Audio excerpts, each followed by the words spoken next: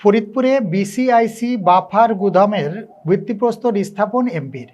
ফরিদপুর থেকে senior reporter মাহবুব চিস্তি জানান, ফরিদপুর শহরতলির ডিগ্রির চর মুন্সিডাঙ্গি এলাকায় বাংলাদেশ কেমিক্যাল ইন্ডাস্ট্রিজ কর্পোরেশন বিসিআইসির বাফার গুদামের ভিত্তিপ্রস্তর স্থাপন করা হয়েছে। সোমবার দুপুর 12টায় গুদামের ভিত্তিপ্রস্তর স্থাপন করেন ফরিদপুর সদর 3 আসনের সংসদ সদস্য চৌধুরী নায়েব ইউসুফ আহমেদ। শিল্প মন্ত্রণালয়ের উদ্যোগে সার সংরক্ষণ ও বিতরণের সুবিধার্থে বিসিআইসি কর্তৃক সারা দেশে বাস্তবায়নাধীন 34টি বাফার গুদাম নির্মাণ প্রকল্পের অংশ হিসেবে ফরিদপুরে এই গুদাম নির্মিত হচ্ছে। এর ব্যয় ধরা হয়েছে 48 কোটি টাকার উপরে।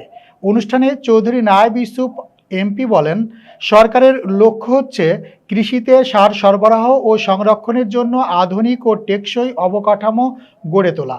এই গুদামে নির্মিত হলে কৃষকরা আরও সময় মতো সার পাবে এবং বিতরণ ব্যবস্থায় স্বচ্ছতা ও দক্ষতা বাড়বে। তিনি বলেন, সার ব্যবস্থাপনায় আধুনিকায়নে এটি একটি বড় পদক্ষেপ।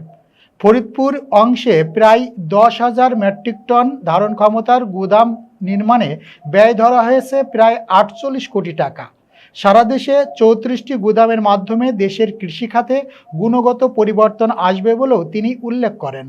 অনুষ্ঠানে ফরিদপুর জেলা পরিষদের চেয়ারম্যান আফজাল হোসেন খান পলাশ, ফরিদপুর জেলা বিএনপির সদস্য সচিব AKM কিবরিয়া স্বপন, রুবেল চৌধুরী, ঠিকাদারি প্রতিষ্ঠান স্বত্বাধিকারী আব্দুস সালাম বাচ্চু, মহানগর যুবদলের সভাপতি বেনজির আহমেদ তাবরিজ, সাধারণ সম্পাদক আলী রেজওয়ান বিশ্বাস তরুণ, জেলা কৃষক দলের সভাপতি রেজাউল ইসলাম, বিএনপি নেতা রুবেল আহমেদ দুলাল, এমদাদ হোসেন, সাজ্জাদ হোসেন, হুমায়ুন কবির সহ বিসিআইসি এর কর্মকর্তা কর্মচারী, অন্যান্য সরকারি ও বেসরকারি প্রতিষ্ঠানের কর্মকর্তাবৃন্দ এবং বিভিন্ন রাজনৈতিক দলের নেতৃবৃন্দ।